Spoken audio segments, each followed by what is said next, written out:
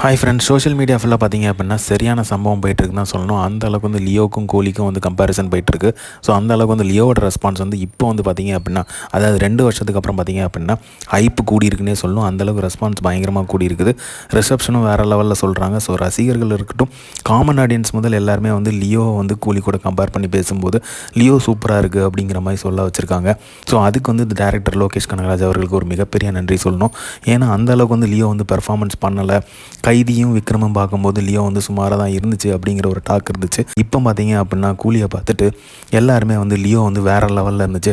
முக்கியமாக பார்த்தீங்க அப்படின்னா ஃபைட் சீக்வன்சஸ் எல்லாமே தெறிக்கி விட்டுருந்தார் லியோவில் அப்படிங்கிறதுல இது சந்தேகமே இல்லை. லியோவில் பார்த்தீங்க அப்படின்னா ஃபஸ்ட் ஹாஃப் செம்மையாக இருக்கும், தாறுமாறாக இருக்கும். செகண்ட் ஹாஃப் தான் சொதப்பிச்சு அப்படிங்கிற மாதிரிலாம் சொல்லப்பட்டுச்சு.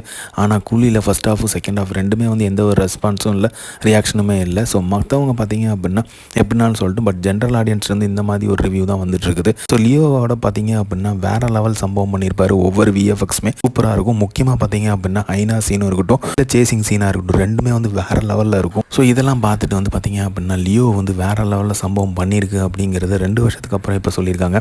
இருந்தாலுமே பார்த்தீங்க அப்படின்னா கூலி வந்து லியோவோட கலெக்ஷன், அதாவது டே 1 கலெக்ஷன் வந்து பீட் பண்ணியிருக்குது. 151 crores வந்து கலெக்ட் பண்ணியிருக்கு. லியோ வந்து 148.5 கலெக்ட் பண்ணியிருந்தது. இது முக்கியமாக பார்த்தீங்க அப்படின்னா எந்த வித ப்ரமோஷனும் இல்லாமல், ஆடியோ லான்ச்சும் இல்லாமல் கலெக்ட் பண்ண விதம். ஸோ அது வந்து பார்த்தீங்க அப்படின்னா அது 2 வருஷத்துக்கு முன்னாடி இந்த சம்பவத்தை வந்து பண்ணியிருக்கு லியோ.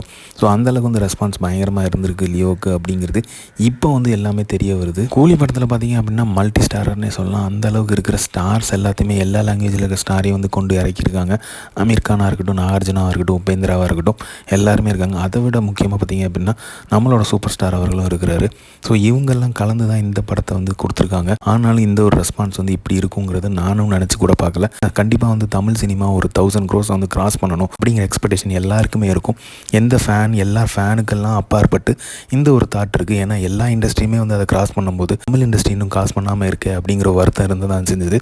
ஸோ அதனால கூலி மேலே பயங்கரமான ஒரு எக்ஸ்பெக்டேஷன் இருந்துச்சு. கண்டிப்பாக வந்து கிராஸ் பண்ணும் அப்படிங்கிற ஒரு நம்பிக்கையும் இருந்துச்சு. ஏன் பார்த்தீங்க அப்படின்னா காம்போ சரியான காம்போ. ஜினி ப்ளஸ் லோக்கி இவங்க 2 பேரோட காம்போமே வேறு லெவலில் இருக்கும். Super star plus great director இவங்க 2 பேரோட காம்போ.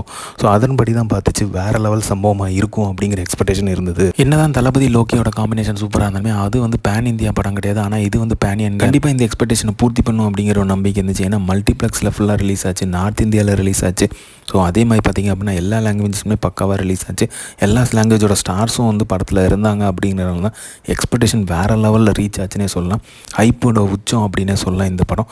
ஆனால் எப்படி சொதப்பிச்சு அப்படிங்கிறது ஜெயிலர் ஆடியோ லான்ச்சில் ரஜினிகாந்த் அவர்கள் சொன்னது தான் ஞாபகம் வருது. கிரியேட்டர் தோக்குதில் கிரியேட்டர் பண்ண சப்ஜெக்ட் தான் தோக்கும் அப்படிங்கிறத சொல்லியிருப்பார். ஸோ இப்போ உள்ள சிச்சுவேஷன் படி பார்த்தீங்க அப்படின்னா லியோவை தலைக்கு மேலே தூக்கி வச்சு கொண்டாடுறாங்க எல்லா ஃபேன்ஸுமே.